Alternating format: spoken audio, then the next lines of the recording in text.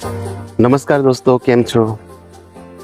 તો અત્યારે હું આવ્યો છું બકરીઓ ચરાવવા માટે અને મારી બકરીઓ ચરી રહી છે અને બકરીઓ જ્યાં ચરે છે ત્યાં મસ્ત મજાના ફળ લાગ્યા છે. તો હું તમને એ ફળ બતાવું. જો તમને એ ફળ વિશે માહિતી હોય તો કોમેન્ટ કરીને જરૂર જણાવજો. એ ફળ ખાવામાં ખાટા મીઠા સરસ મજાના લાગે છે. તો બતાવું તમને એ ફળ કયું છે.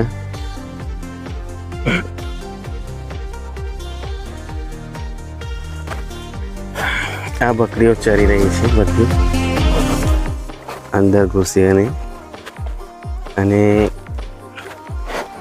તમને એ ફળ બતાવું. આ જો સરસ મજાના લીલા કાળા રંગના ફળ લાગ્યા છે. હારબંધ, નીચેથી જોશો તો હારબંધ દેખાશે. ખાવાની બહુ જ મજા પડે છે.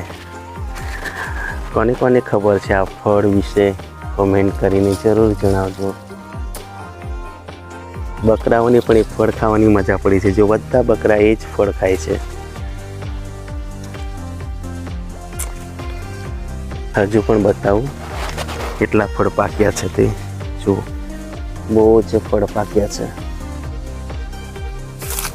મારે તોડવું તો નથી, બકરી ખાઈ જશે નોર્મલી. અહીંયા જુઓ, અહીંયા કેટલા સરસ મજાના લીલા છે હજુ અને એટલા જ પાકી પણ ગયા છે. ઉપર પણ તમે જોઈ શકો છો. તો મિત્રો, એ ફળ વિશે તમને નામ ખબર હોય તો કોમેન્ટ કરીને જરૂર જણાવજો. અમે તો એને ખટુમડા કહીએ છીએ કારણ કે ખાટા ખાટા લાગે છે. પાક્યા પછી થોડા ઓછા ખાટા લાગે છે અને એકદમ પાકી ગયા પછી મીઠા લાગે છે, ખાટા મીઠા. તો ખાવાની બહુ જ મજા પડે છે. ઘણા બધા લાગ્યા છે. આ તમે જોઈ શકો છો. મસ્ત મજાના, મસ્ત મજાના. તો કોમેન્ટ કરીને જરૂર જણાવજો.